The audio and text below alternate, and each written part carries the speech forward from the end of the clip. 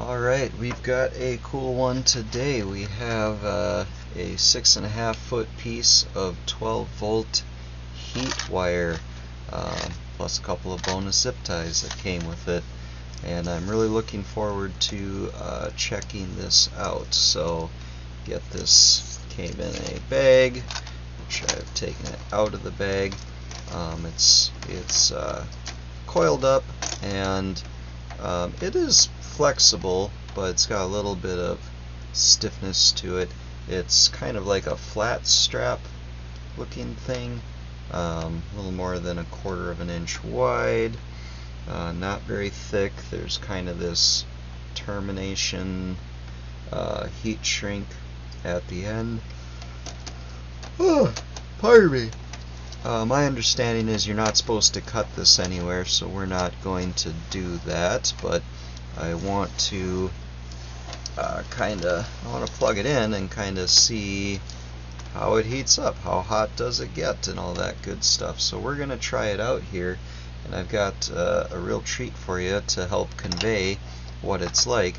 I actually have a thermal camera, not a real terribly fancy or expensive one, but we're going to use a actual thermal camera to try to get a piece of information that we can convey back to you watching this, because me sitting here with my hands on it saying, oh, it feels warm, isn't exactly gonna tell you very much, is it? I mean, they'll tell you something, but we're gonna try to take it one step further than that. So I've got a barrel connector over here. Might be a little on the light side, but I don't think this is going to draw all that much amperage, so I'm not too worried. Got some quick and easy Wago connectors here to make a good. These are rated to 20 amps, so I'm not worried about that. I think this might be the weak point, but if this is giving issues, I guess it will show up on thermal. So before I plug this in, I'm going to get ready. I've got my 12 volt battery here. It's all charged up. I've got kind of a makeshift setup here. Got a combination voltmeter and amp meter here.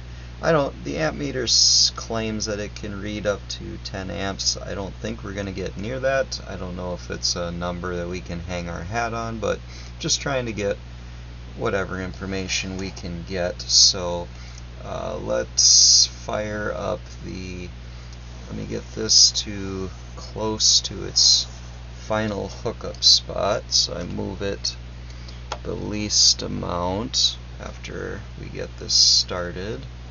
Spread that out a little bit there, and what I'm going to do now is hook up the thermal camera and get a before picture for us. So this will be overlaid on the video, but right now it is somewhere hovering around 60 degrees here at the workbench in my basement. So not plugged in right now, so it is not particularly warm, showing maybe around 50 degrees or so.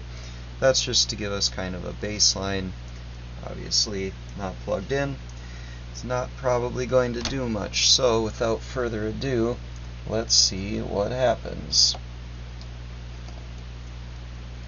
Alright, so the wire is plugged in, and we are drawing about 3.5 amps according to this inexpensive, take it with a grain of salt, but I'll bet it's relatively accurate. Our battery's charged, it's at around 13 volts with the load, and we're pulling about 3.5 amps. That's actually going down.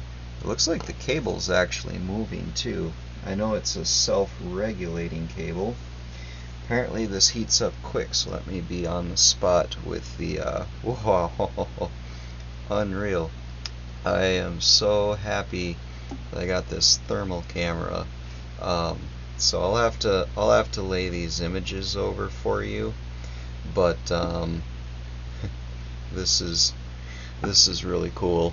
I'll give you a little preview here. So try to see. It looks like the camera's reading it at 113 degrees currently and climbing. You can see the cable actually moving. That's probably part of the self-regulating aspect of it. Oh, and it has a really pleasant warmth to it. This is really promising because what I'm kind of personally hoping to do with this is to work on a retrofit of a heated steering wheel on a very old car that doesn't even have airbags. And tell you what, that's the right temperature for a heated steering wheel. That feels nice. Let's see. Let's do an update with we're at 127, 128 degrees now, and still climbing, it looks like. As it heats up, the current draw is dropping. We're down to 2.79 amps now, so it's actually using less energy as it comes up to temperature. Kind of like to keep it in that cool spiral shape for the cool photos, but it just wants to keep expanding the more that it heats up. Needs something heavy here to kind of hold it in place. I don't have much to work with. Maybe this coaster will do. Yeah, maybe that won't show up so good in camera either. So let's see here. Yeah, it looks pretty good. So we'll get a picture of that cool shot. And then we're gonna come in with the camera. We're now showing upwards of 143, 135 to 145 basically. And I don't know if it's still climbing or at what point it's going to level off and quit heating. But if it sticks around there, that's probably perfect. Seeing as much as 146, 150 over here. 150 degrees.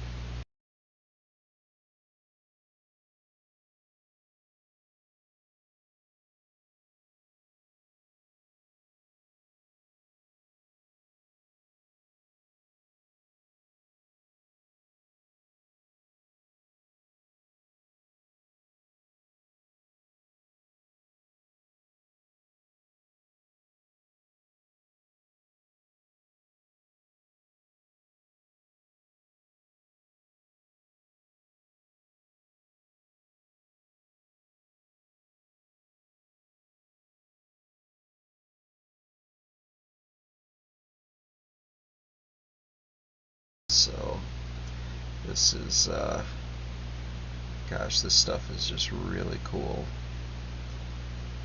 It's holding, we're at some sections of it around 155, 156 degrees now.